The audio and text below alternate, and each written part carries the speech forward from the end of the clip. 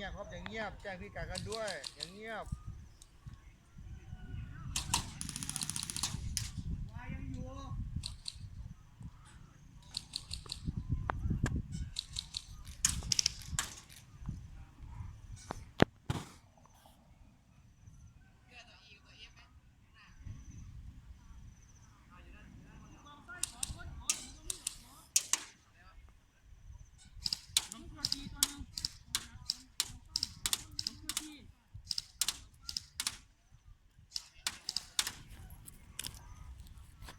หายไปครับ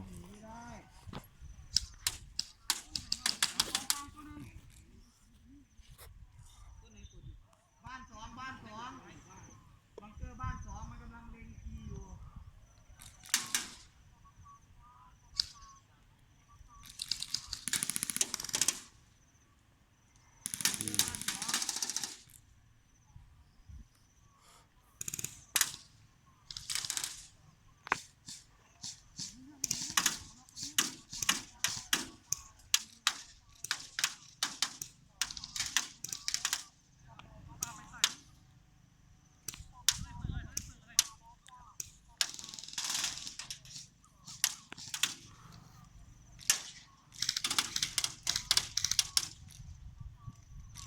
กดยูไว้ให้หน่อย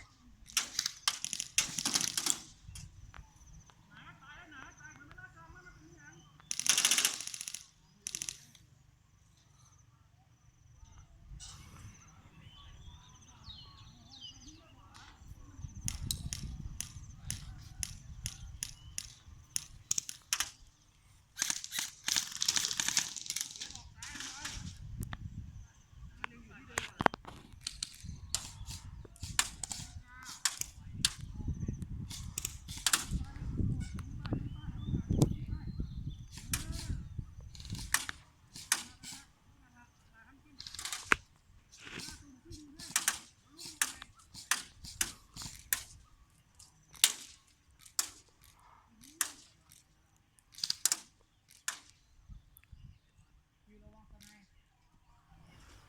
อยู่บ้านยังครับ ยังครับเก็บออนอยู่ยังมีออกนะ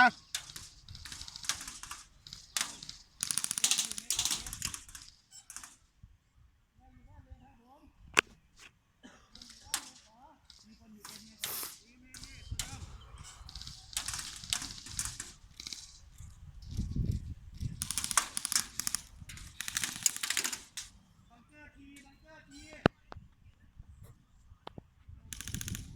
ร์มบังเกอร์ที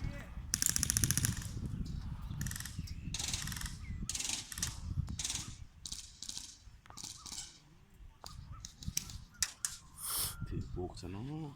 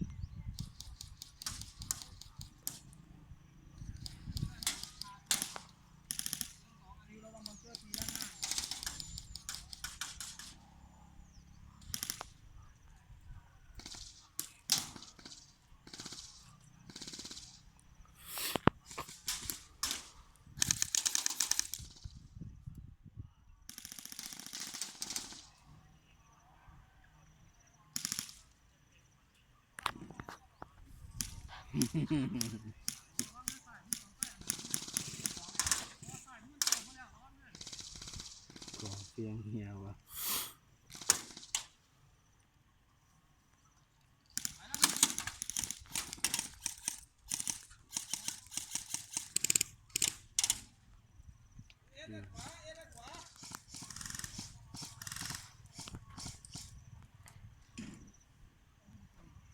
ในบ้านเล็งผม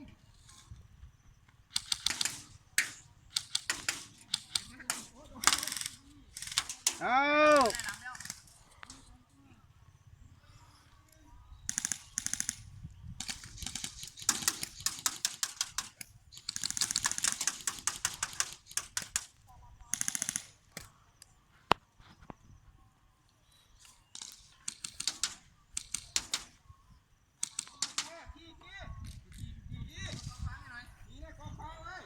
ดูความฟ้าหน่อยครับ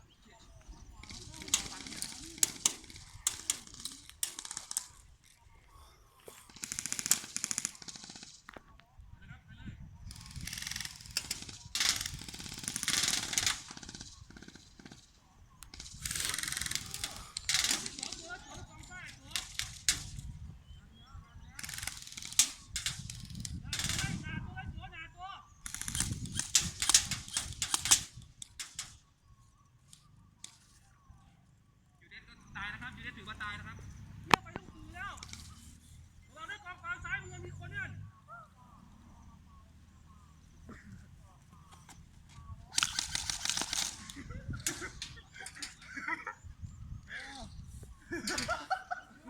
เอาหน้ากากลงเอาหน้ากากลง